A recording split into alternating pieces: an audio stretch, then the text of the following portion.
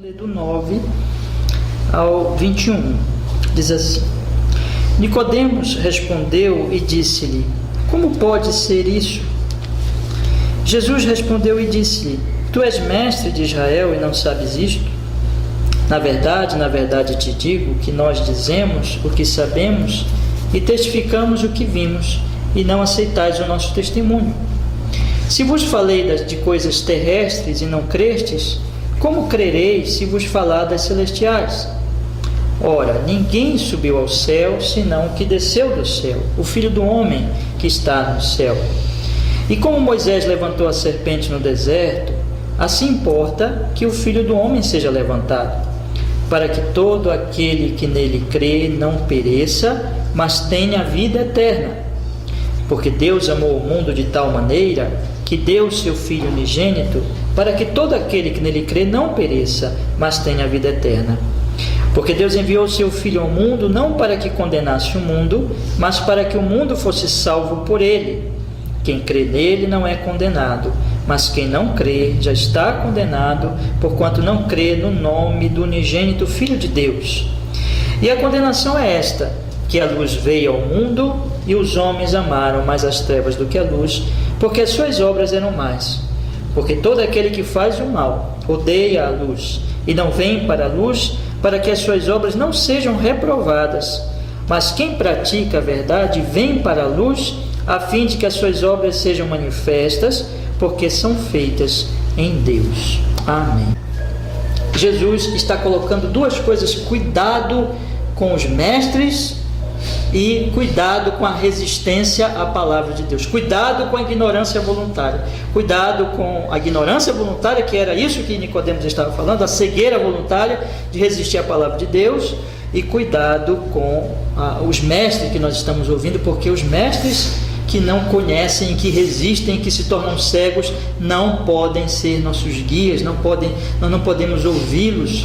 Então Jesus vai chegar e vai dizer no versículo 11: Na verdade vos digo que nós dizemos o que sabemos e testificamos o que vimos, e não aceitais o nosso testemunho. Se vos falei de coisas terrestres e não crestes, como crereis se vos falar das celestiais? Jesus está dizendo, na verdade te digo que dizemos o que sabemos. Eu disse para você semana passada, esse plural, dizemos o que sabemos, testificamos o que vimos, deve se referir a Cristo e a todos os profetas. Cristo é o profeta, mas a todos os profetas antigos, a todos os apóstolos e profetas do Novo Testamento. Então os homens têm resistido, Nicodemos tem resistido, o Sinédrio, que Nicodemos fazia parte do Sinédrio, que era a corte suprema dos judeus, tem resistido ao testemunho de Cristo e ao testemunho dos profetas. Testificamos o que vimos. O nosso testemunho não é uma fábula, nós testificamos o que vimos e não aceitais o nosso testemunho. Jesus diz no versículo 12: Se vos falei das coisas terrestres e não crestes, como crereis se vos falar das celestiais? Observe, irmãos, que Jesus diz: Eu tenho falado a ti até agora, Nicodemo, das coisas terrestres. Que coisas terrestres são essas? O que o Espírito Santo faz na terra. Onde é que o Espírito Santo dá um novo nascimento? Na terra. Onde é que ele transforma o coração dos homens? Aqui na terra. Onde o vento sopra?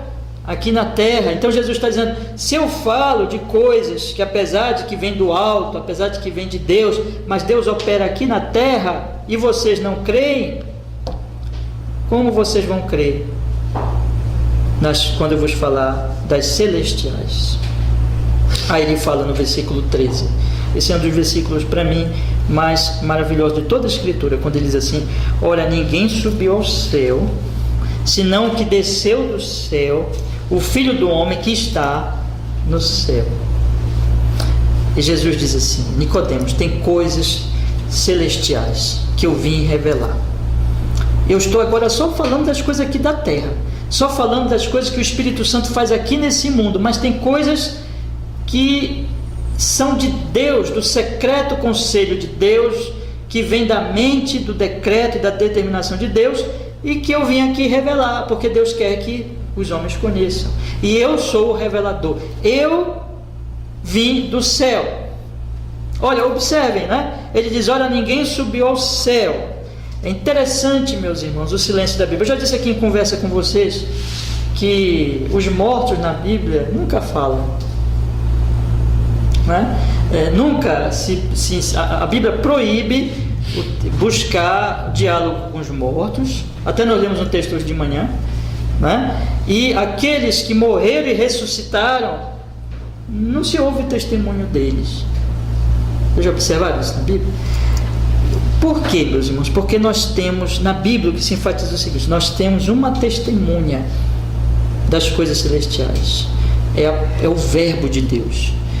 No princípio era o Verbo, e o Verbo estava com Deus, e o Verbo era Deus. E aí depois de João: e o Verbo se fez carne e habitou entre nós, e vimos a sua glória, ele que vem do céu. Observe, Jesus diz: olha, ninguém subiu ao céu, senão o que desceu do céu, o Filho do homem, aquele que é Deus, mas que se tornou homem, que se revestiu de humanidade. E ele diz que está no céu. Então esse que é a segunda pessoa da Trindade, que veio do céu, que se encarnou, esse é o que nós temos, é aquele que nós temos que ouvir, porque ele é uma testemunha celestial. Ele é uma testemunha que trouxe para nós a revelação das coisas do céu, das coisas que vêm de Deus e que Deus quer revelar a nós.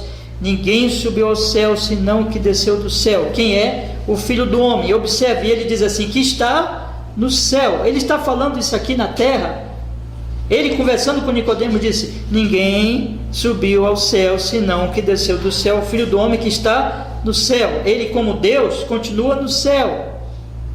Ele não deixou de ser Deus, mas ele, como homem que é, está aqui diante de Nicodemos, o Deus homem, que continua sendo Deus, que continua estando no céu, porque ele é Deus. Mas ele diz: eu vim como testemunha do céu, como filho do homem, para revelar tudo o que vocês precisam saber a respeito dos secretos conselhos de Deus, que Deus revelou para a salvação de vocês. Deuteronômio vai dizer: as coisas reveladas, as coisas ocultas pertencem a quem? Ao Senhor, mas as reveladas pertencem a nós e aos nossos filhos. Aquilo que Deus revelou nós temos que buscar. Irmãos, eu disse a semana passada, eu queria enfatizar de novo, e quanto mais falarmos disso, nós temos que ser aquelas pessoas que buscam conhecer essa revelação que vem do céu. E onde ela está? Em Jesus. Busque saber disso. Jesus está dizendo para Nicodemos: Nicodemos, a sua religião está fazendo com que você não ouça a testemunha celestial, a testemunha que vem do céu, aquele que vem testemunhar do céu. A sua religião não deixa nem você acreditar nas coisas que acontecem aqui na terra, ainda mais as coisas do conselho de Deus no céu, da sua própria mente, do seu próprio coração, aquilo que Deus resolveu revelar e aquilo que nós precisamos saber. Você precisa abrir o seu coração, crer naquele, ouvir aquela testemunha do céu. Você precisa ouvir para você conhecer. Eu vou dar um exemplo aqui, irmãos. Se nós não estamos... Vocês observem uma coisa: a grande maioria do conhecimento que nós temos, ele vem por outras pessoas que experimentaram ou que descobriram aquilo, e não diretamente. Por exemplo, vou dar um exemplo aqui. Por que você toma um remédio para uma doença? Por quê? Você fez a experiência com o remédio? Não, você não fez. Mas você não toma? Por que você toma? Porque você confia o quê? Na experiência de outros. Não é isso? Você coloca a sua vida, preste atenção, você vai tomar uma substância que poderá até lhe prejudicar gravemente, mas você pensa: não vai me prejudicar. Por quê? Porque eu pego aquela bula lá do remédio, aquele papelzinho, aí eu leio, né? E ele diz que faz bem para isso, porque o médico disse. Mas eu não experimentei aquilo. Eu não sou nenhum técnico, eu não sou nenhum cientista, eu não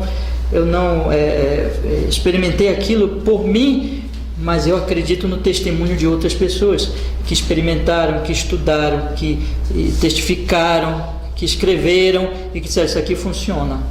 Escreveram até livros e teses e disseram: isso aqui funciona. Por quê? Então eu vou fazer isso porque eu acredito no testemunho delas. Como é que nós sabemos as coisas do céu? Por meio daquele que vem do céu. Nós não vamos lá. Nós vamos para lá, se Deus quiser, com a graça de Deus, né? Mas nós sabemos das coisas de lá porque Ele veio e nos revelou. Temos ouvido, irmãos? O ponto aqui de Jesus é esse. Nós temos que ouvir a testemunha que vem do céu. E esse, aliás, é o meu tema, né? O que Jesus está revelando que vem do céu? Esse é o ponto do versículo 16. O amor ao mundo, o amor de Deus ao mundo. Esse amor que nasceu no céu, esse amor que vem de Deus. Observe, irmãos, há um princípio aqui importante. Aquilo que Deus está fazendo na terra, o que Deus está fazendo na terra? Dando um novo nascimento, dando a fé, transformando a vida das pessoas aqui na terra, dando uma mudança no coração delas, libertando a elas da religião falsa e modificando o coração delas. Aquilo que Deus está fazendo na terra foi o que Ele já decretou aonde? No céu. E Jesus está falando, está mostrando aqui qual é a mensagem do céu. O que Jesus veio trazer do céu? É isso que Jesus veio trazer. Deus amou a humanidade. Deus amou o mundo. E Deus amou o mundo de tal maneira. Que mundo é esse? Um mundo pecador, um mundo, a raça de homens pecadores que tem se voltado contra Deus. Deus amou o mundo de uma tal maneira, ou seja, de uma maneira surpreendente, inexplicável, imensurável. Podemos dizer assim, que amor é esse incomparável? Deus amou o mundo de tal maneira. Que mundo? Esse mundo pecador, esse mundo de homens, a humanidade que se voltou contra Ele, que se rebelou contra Ele. Deus amou o mundo de tal maneira que deu seu Filho unigênito. Ele amou de uma tal forma, e a expressão máxima desse amor está exatamente no fato de que Ele deu o Filho dele, de que Ele deu o Senhor Jesus Cristo, para que todo aquele que nele crê. E deu para quê? Deu para morrer na cruz, porque Ele tinha falado no versículo 14, vamos ler de novo? E como Moisés levantou a serpente no deserto, assim importa que o Filho do Homem seja levantado. Nós lemos lá em Números, não vou ler de novo, mas semana passada nós lemos em Números 21, do 4 ao 8, em que as pessoas reclamaram, murmuraram, Deus mandou as serpentes, aí o povo começou a morrer, picado pelas serpentes, e o povo clamou a Moisés, se arrependeu, e Moisés falou com Deus, e Deus disse, faz uma serpente, levanta, e todo aquele que olhar será salvo. E Moisés fez uma serpente de metal, e todo aquele que olhava para a serpente não morria. E Jesus está dizendo aqui, aquela serpente é um tipo, é um símbolo da minha morte, porque onde eu serei levantado, é isso que Jesus está dizendo, na cruz. Aquela serpente é um tipo, todo aquele que olhar para o Filho não vai morrer também. Aquela serpente salvava da morte física, mas aquele que olhar para o Filho, aquele que crê no Filho, que está na cruz do Calvário, que veio morrer por pecadores, aquele será salvo da morte eterna. Jesus está dizendo, esse é o amor de Deus. Deus amou esse mundo, essa humanidade alienada, pecadora, que está contra Ele, de uma tal maneira que deu o Filho para morrer numa cruz por essa humanidade, por esses homens pecadores. Então, aqui está, meus irmãos, todo aquele que nele crê, para que todo aquele que nele crê tenha a vida eterna. Aonde nasceu esse amor? No céu, no coração de Deus. Foi determinação de Deus. Jesus está dizendo aqui, esse amor de Deus, é o amor de Deus. Deus amou, Deus é amor, João vai dizer na sua carta. Este amor divino é que Jesus trouxe como testemunha do céu, e Jesus está dizendo assim, vocês precisam crer em mim como testemunha deste amor, e eu sou a expressão máxima deste amor, porque eu sou o Filho que veio morrer na cruz por pecadores como vocês. Então, aqui está, irmãos, o ponto.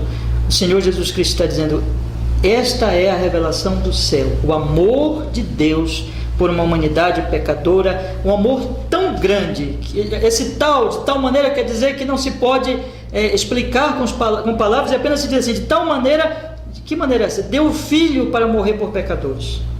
Deus amou esta humanidade pecadora, que deu o Filho dele para salvar todo aquele que crê, todo aquele que crê. Olha o que o versículo 17 diz: porque Deus enviou o seu Filho ao mundo, não para que condenasse o mundo, mas para que o mundo fosse salvo por ele. Jesus veio para salvar a humanidade e como expressão do amor de Deus. Semana passada, já estava encerrando aqui o tempo, irmãos, e eu coloquei aqui uma questão, e nós estamos chegando já no último ponto que eu deixei para a semana, que eu não consegui concluir semana passada, e que eu quero fechar essa exposição hoje à noite, mas eu preciso, eu falei muito rapidamente sobre a questão do que seria um mundo aqui no versículo 16. Vamos ler novamente o versículo 16 e vamos aqui perceber algumas coisas. Veja o que Jesus diz: porque Deus enviou, versículo 16, Deus amou o mundo de tal maneira que deu o seu Filho unigênito, para que todo aquele que nele crê não pereça, mas tenha vida eterna. Os arminianos, nós temos, de maneira bem geral, duas visões da questão da salvação e da questão da expiação. Aquela pergunta: por quem Cristo morreu na cruz do Calvário? Foi por todos os homens ou foi apenas pelos eleitos? Nós temos, então, de uma maneira bem geral, pelo menos podemos dizer assim, nós temos os arminianos e temos os calvinistas, que vão interpretar essa questão de maneira divergente. Os arminianos vão dizer assim: Jesus Cristo veio morrer por toda a humanidade, absolutamente toda a humanidade, cada homem, cada mulher. Jesus morreu na cruz por todos, no sentido absoluto, não deixou de morrer por nenhum. E eles vão pegar esse texto e vão dizer exatamente isso, não é? Então, João 3,16 é um texto muito precioso para eles, para quem entende assim, porque diz: bom, está aqui o texto. O que o texto diz no versículo 16? Porque Deus amou o mundo de tal maneira que deu o seu Filho unigênito, para que todo aquele que nele crê não pereça, mas tenha a vida eterna. Os calvinistas, entre nós aqui da congregação, nós somos batistas reformados. Os batistas gerais eram arminianos, dizendo assim: Jesus Cristo morreu por todos. Os batistas particulares eram calvinistas, que dizem o quê? Jesus morreu apenas pelos eleitos. Daí que vem esse nome, gerais e particulares. Nós somos o que se pode chamar de batistas particulares, ou batistas reformados, ou batista calvinista. Nós dizemos o seguinte: não, Jesus Cristo morreu apenas pelos eleitos. Mas como explicar esse texto? Porque o texto diz: Deus amou o quê? O mundo de tal maneira que deu o seu Filho unigênito, para que todo aquele que nele crê não pereça, mas tenha vida eterna. A questão aqui é a palavra mundo. Que se refere essa palavra mundo? Para nós entendermos isso, meus irmãos, então nós temos que compreender dentro desse trecho aqui, pelo menos dessa parte, em que a Bíblia vai falar de mundo, vai citar essa palavrinha aqui, mundo, algumas vezes. Vamos ver aqui, no versículo 16 diz: porque Deus amou... Bora contar quantas vezes? Bora lá. A partir do 16, contem comigo, por favor. Porque Deus amou o mundo, uma vez, de tal maneira que deu o seu Filho unigênito, para que todo aquele que nele crê não pereça, mas tenha a vida eterna. Porque Deus enviou o seu Filho ao mundo, duas vezes, né? Não para que condenasse o mundo, três vezes, mas para que o mundo fosse salvo por ele, quatro vezes. Vamos continuar lendo só para a gente pegar o contexto. Quem crê nele não é condenado, mas quem não crê já está condenado, porquanto não crê no nome do unigênito Filho de Deus. E a condenação é esta: que a luz veio ao mundo 5 vezes, e os homens amaram mais as trevas do que a luz, porque as suas obras eram más. Porque todo aquele que faz o mal odeia a luz e não vem para a luz, para que as suas obras não sejam reprovadas. Mas quem pratica a verdade vem para a luz, a fim de que as suas obras sejam manifestas, porque são feitas em Deus. Quantas vezes a palavra mundo aparece? 5 vezes. palavra mundo, cosmos, 5 vezes. Irmãos, então nós temos, para entender essa questão, nós temos que observar, esse é um ponto importante, o que a palavra mundo se refere aqui no trecho. Primeira coisa. A segunda coisa que nós temos que fazer é, quando nós pensamos em expiação, por quem Jesus Cristo morreu, nós não podemos pegar só um texto e dizer assim, está aqui, esse texto ele prova a respeito da expiação, só um texto. Mas nós temos que pegar vários textos, porque a Escritura ela não se contradiz. Então, para nós entendermos a questão da expiação aqui, no João 3,16, nós temos que olhar para o significado da palavra mundo, primeira coisa. Segunda coisa, nós temos que observar o que João mesmo, já que nós estamos estudando o Evangelho de João, poderia olhar a Bíblia inteira, mas ainda não vamos nem fazer isso, mas olhar apenas João, o que João fala da expiação. Como João trata a expiação? Isto é, por quem Jesus morreu, conforme o Evangelho de João. Porque se nós olharmos para os outros textos, textos estes que mostram que a expiação é por estas pessoas, João 3,16 não pode dizer o contrário, porque senão a Bíblia estaria o quê? Se contradizendo. Os arminianos, eles interpretam assim, bom, mundo é mundo, todo mundo, sem exceção. Portanto, Jesus morreu por todos. E João 3,16 prova isso, Deus amou o mundo. Não tem muito tempo que eu conversei com um pastor muito querido, e é um servo de Cristo, um homem de Deus, mas é arminiano. Aí ele não, mundo é mundo, ele citava João 3,16, né? E geralmente eu não debato essas coisas, eu apenas tento explicar, mas sem entrar muito em debate, esperando que com algumas explicações a pessoa vai entender depois. Mas eu gostaria de mostrar para os irmãos então. Primeiro, vamos pensar o que é a palavra mundo aqui, depois nós vamos ver o que João ensina sobre o ponto da expiação. Vamos ler de novo o texto para entender o que a palavra mundo significa. Deixa eu falar aqui para vocês que a boa parte dos calvinistas vão explicar assim: mundo se refere a todas as, quer dizer, os eleitos de todas as nações, no João 3,16. Essa é uma explicação que eu não descarto, irmãos. Eu acho que tem um pouco a ver, os eleitos de todas as nações, mas eu penso que ela não explica bem a questão do mundo aqui nesse trecho. Eu vou mostrar por quê, irmãos. Vamos ler aqui, veja bem. Porque Deus amou o mundo de tal maneira que deu o seu Filho unigênito, para que todo aquele que nele crê não pereça, mas tenha a vida eterna. Vamos continuar lendo. Porque Deus enviou o seu Filho ao mundo, não para que condenasse o mundo, mas para que o mundo fosse salvo por ele. Isso significa que essa palavra mundo, aqui no versículo 17, tem a ver com Cristo veio salvar e não condenar. Eu pergunto para os irmãos, o que eu tenho que salvar? O que está em perigo ou o que não tem perigo nenhum? Que está em perigo de morrer, né? Não tem sentido dizer, eu vou salvar o fulano, mas o fulano está morrendo, não tem nenhum problema com ele, não tem sentido. Então eu vou salvar alguém que está o quê? Em perigo. A Bíblia está dizendo que Jesus veio o quê, irmãos? Salvar. Versículo 17, Jesus não veio para condenar o mundo, mas veio para salvar o mundo. Versículo 17. Versículo 18, vamos continuar lendo. Quem nele crê não é condenado, mas quem não crê já está condenado, porquanto não crê no nome do unigênito Filho de Deus. E a condenação é esta, presta atenção, que a luz veio ao mundo, e o que é que diz? E os homens amaram mais as trevas do que a luz, porque as suas obras eram más.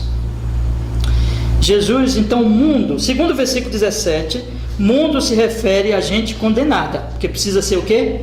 Salva, tá certo?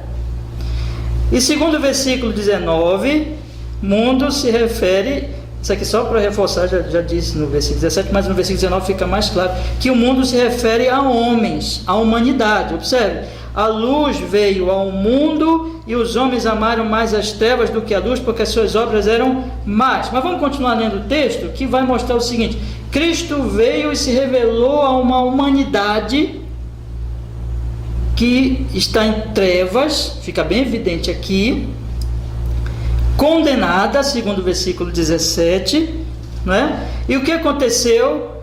Esta humanidade, dentro desta humanidade caída, teve gente que recebeu a luz e teve gente que negou a luz. Isso fica bem evidente. Vamos ler aqui o versículo 19. E a condenação é esta, que a luz veio ao mundo e os homens amaram mais as trevas do que a luz, porque as suas obras eram más.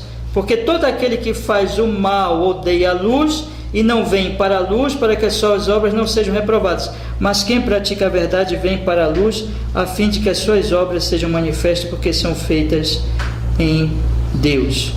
Fica claro então o seguinte: a luz veio ao mundo. Que mundo é esse? Mundo de homens condenados e em trevas. Mas o que aconteceu? Grande parte deste mundo negou a luz, não quis saber da luz, rejeitou a luz.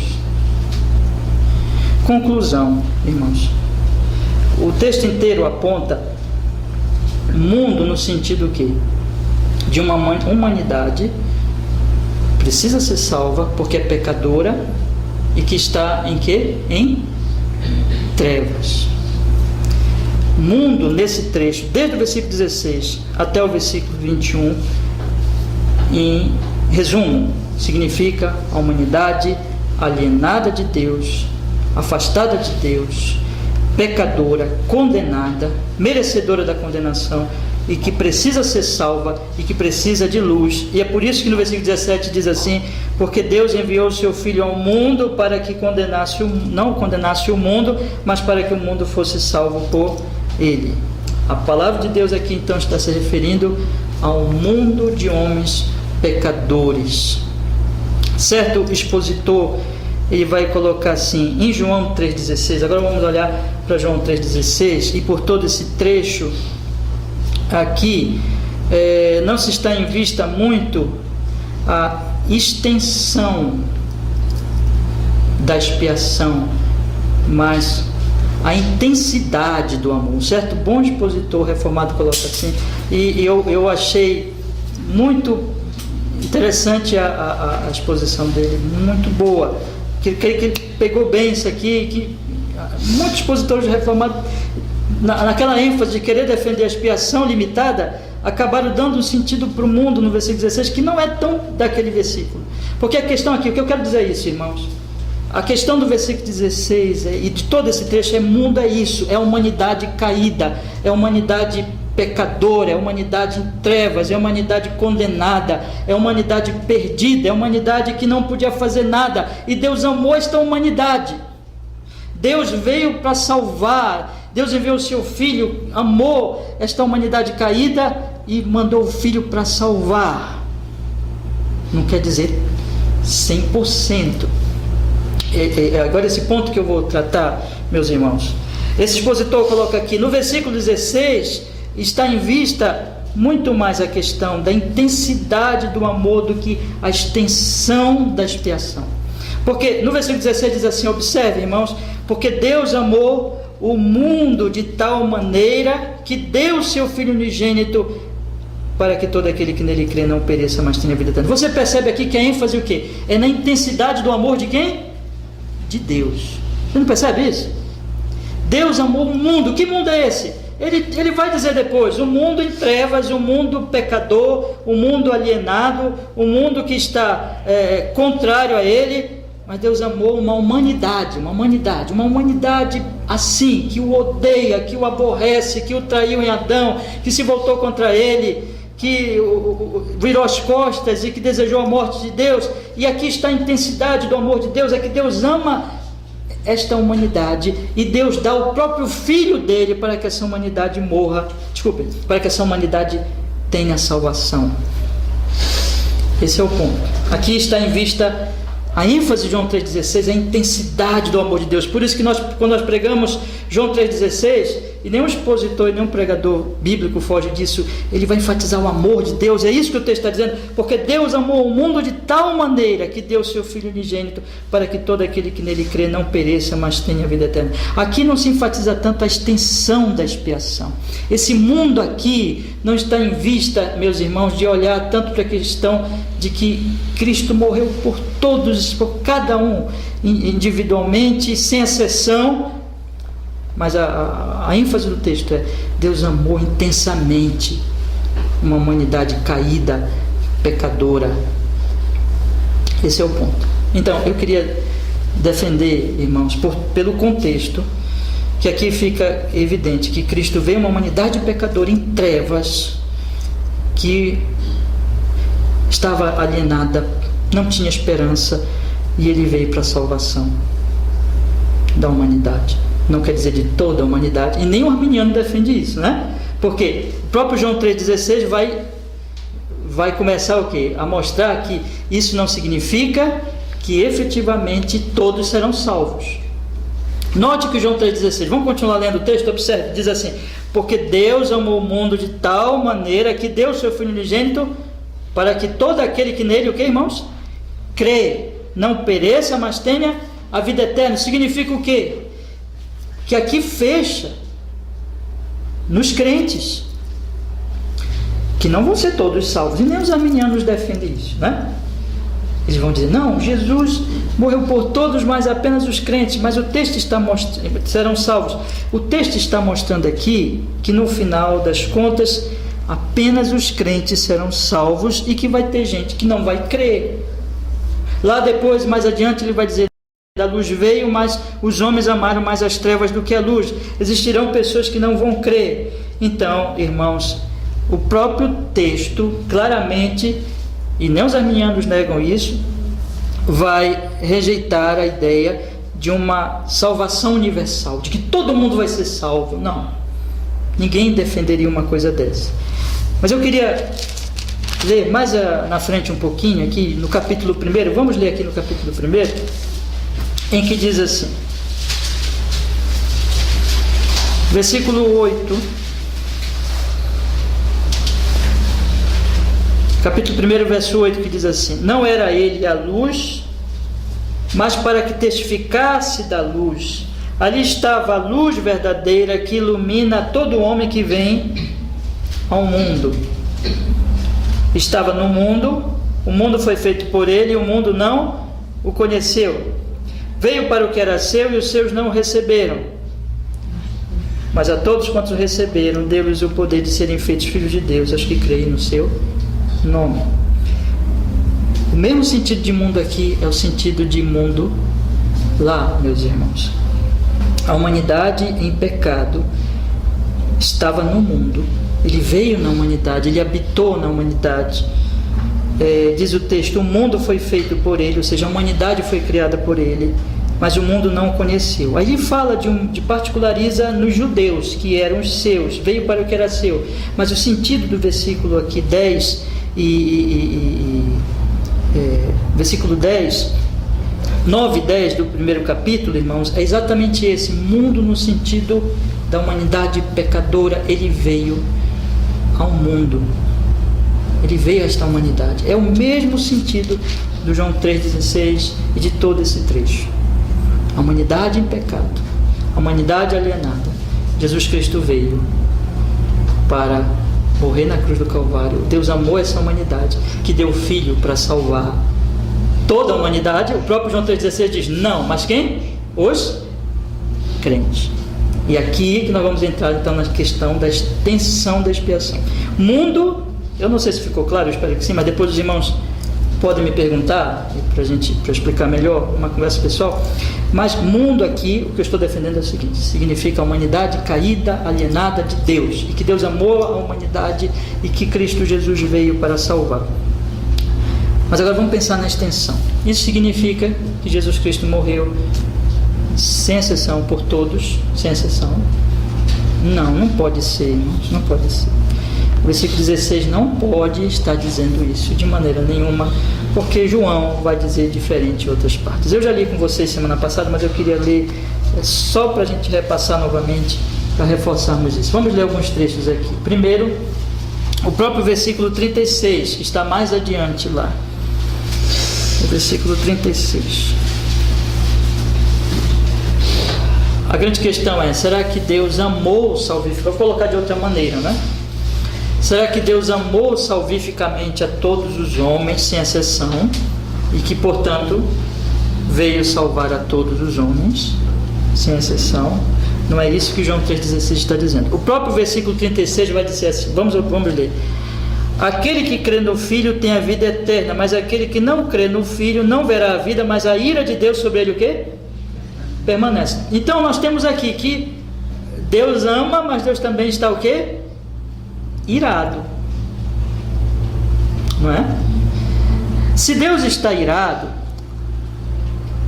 Ele está irado, veja só o que o texto diz, com a humanidade, no sentido que, da humanidade, quando diz o versículo 36, aquele que crê no Filho tem a vida eterna, mas aquele que não crê no Filho não verá a vida, mas a ira de Deus sobre ele permanece. Aquelas pessoas que realmente não crerem, aquelas pessoas que realmente não vão ser salvas, o que permanece sobre elas, segundo o versículo 36? A ira de Deus. Como é possível, então, Deus amar salvificamente cada pessoa, sendo que ele continuará irado? Vocês estão entendendo a minha questão? Presta atenção.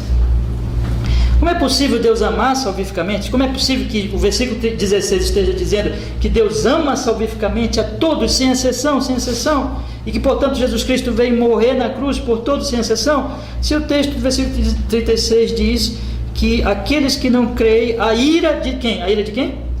Permanece sobre eles. Então, quer dizer que Deus ama e Deus está irado ao mesmo tempo? Então aqui já começa a mostrar, irmãos, que existe,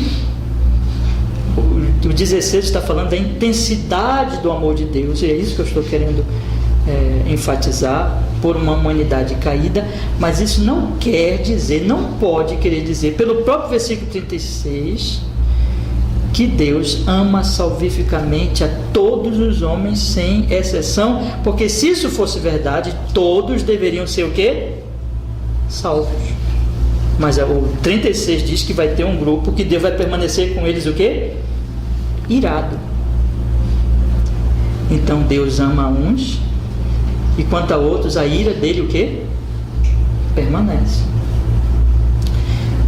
Eu não vou nem entrar nos outros textos, mas Paulo vai tratar disso claramente no capítulo 9 de Romanos.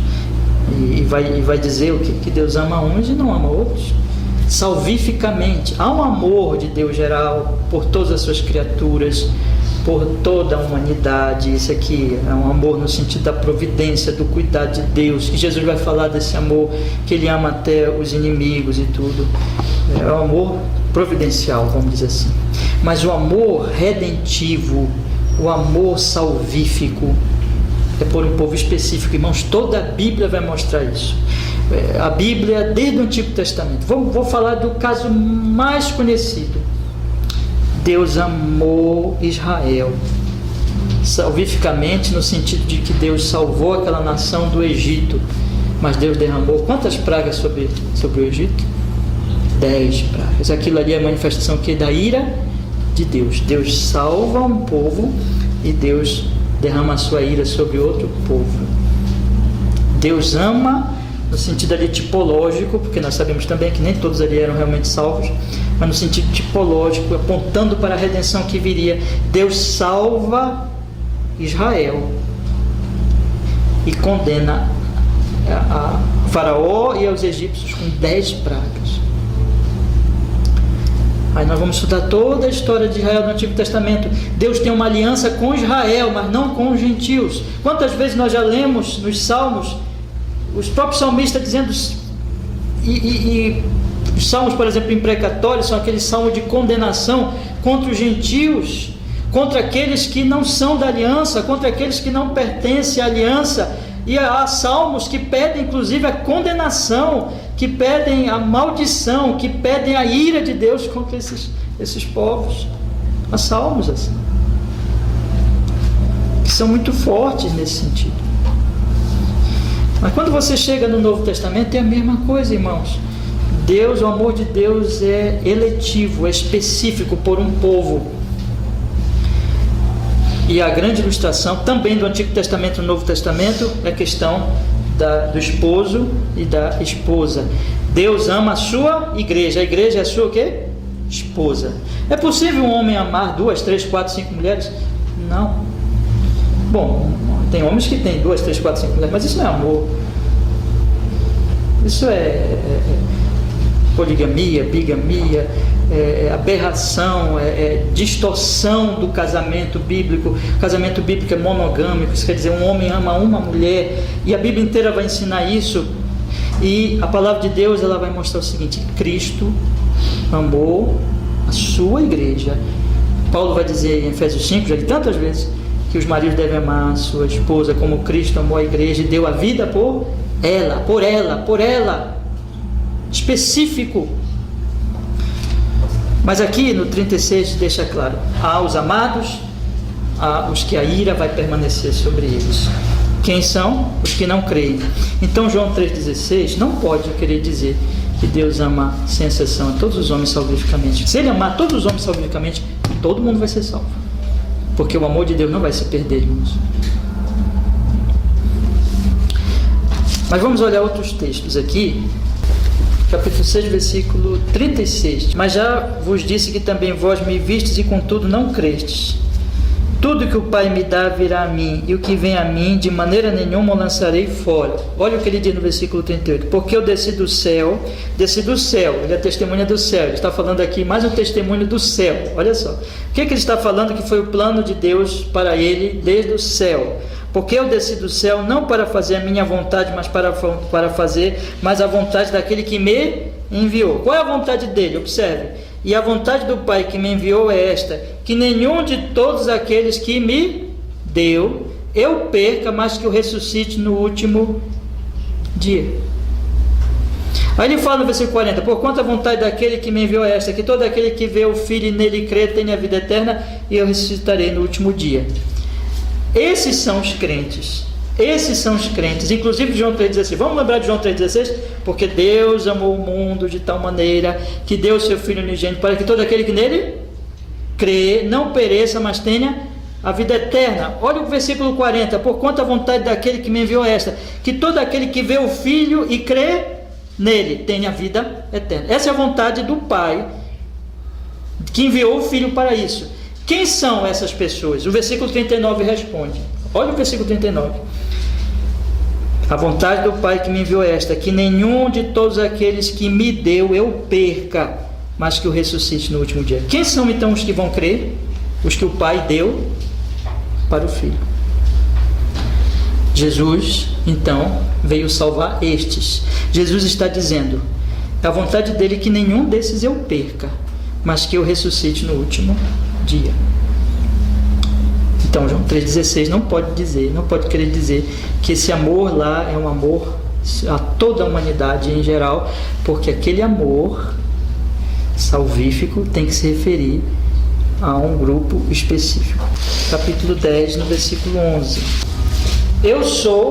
Capítulo 10, versículo 11. Eu sou o bom pastor. O bom pastor dá a sua vida pelas ovelhas, mas o mercenário é o que não é pastor, de quem não são as ovelhas. Aliás, mas o mercenário e o que não é pastor, de quem não são as ovelhas, vê o lobo e deixa as ovelhas e foge, e o lobo as arrebata e dispersa as ovelhas. Ora, o mercenário foge porque é mercenário e não tem cuidado das ovelhas. Eu sou um pastor e conheço as minhas ovelhas, e das minhas sou conhecido. Assim como o Pai me conhece a mim, também eu conheço o Pai e dou, olha só o que? A minha vida pelas ovelhas. Por que ele veio dar vida? Pelas ovelhas. Ainda tenho outras ovelhas que não são deste aprisco. Também me convém agregar a estas, e elas ouvirão a minha voz, e haverá um rebanho e um pastor. Por isso o Pai me ama, porque dou a minha vida para tornar a tomá-la. Ninguém me tira de mim, mas eu de mim mesmo a dou. Tenho poder para dar, poder para tornar a tomá-la. Este mandamento recebi do meu Pai. Ele está falando da morte da cruz. Por quem que ele vem morrer na cruz, meus irmãos? Ele veio morrer pelas suas ovelhas. tenho outras ovelhas que não são deste aprisco. Versículo 16, o aprisco dos gentios. Ele está falando do aprisco judeu. Ele tinha ovelhas no aprisco judeu, mas ele tinha ovelhas no aprisco dos gentios. E ele diz no versículo 16, também me convém agregar estas, então ouvirão minha voz e haverá quantos rebanhos? Um só. Quantos pastores? Um só. E esse pastor veio morrer por estas ovelhas. E veio morrer por todo mundo? Não. Veio morrer por estas ovelhas. Então João 3,16 não pode querer dizer que Jesus Cristo veio morrer por todos os homens. Seria contradizer isso aqui. Capítulo 13, verso 1. Ora, antes da festa da Páscoa, sabendo Jesus que já era chegada a sua hora de passar deste mundo para o Pai, que hora era essa? Morrer na cruz, né? Como havia amado os seus que estavam no mundo, amou-os até o fim. Aqui está o amor particular de Jesus. Ele amou a todos salvificamente? Não, ele amou os seus. Amou-os até o fim. Capítulo 17 de João, versículo 6. Olha que eu só estou lendo João. Nós poderíamos ler outros textos das Escrituras que mostram a expiação limitada, que mostram o amor eletivo, salvífico de Deus em Cristo. No João capítulo 17, versículo 6. Observem: manifestei o teu nome aos homens que do mundo me deste, eram teus e tu nos deste guardar a tua palavra. Agora já tenho conhecido que tudo quanto me deste provém de ti, porque lhes dei as palavras que tu me deste e eles a receberam e têm verdadeiramente conhecido que saí de ti e creram que me enviaste. Olha o que ele diz no versículo 9, para tirar toda a dúvida. Aqui é a oração sacerdotal, ele está orando por aqueles por quem ele vai morrer na cruz, irmãos. Ele diz assim: eu rogo por eles, não rogo pelo mundo, mas por aqueles que me deste, porque são teus. Todas as tuas coisas são minhas, e todas as minhas coisas são tuas, e as tuas coisas são minhas, e neles eu sou glorificado. Eu não rogo pelo mundo inteiro, eu rogo por aqueles que me deste, porque são teus.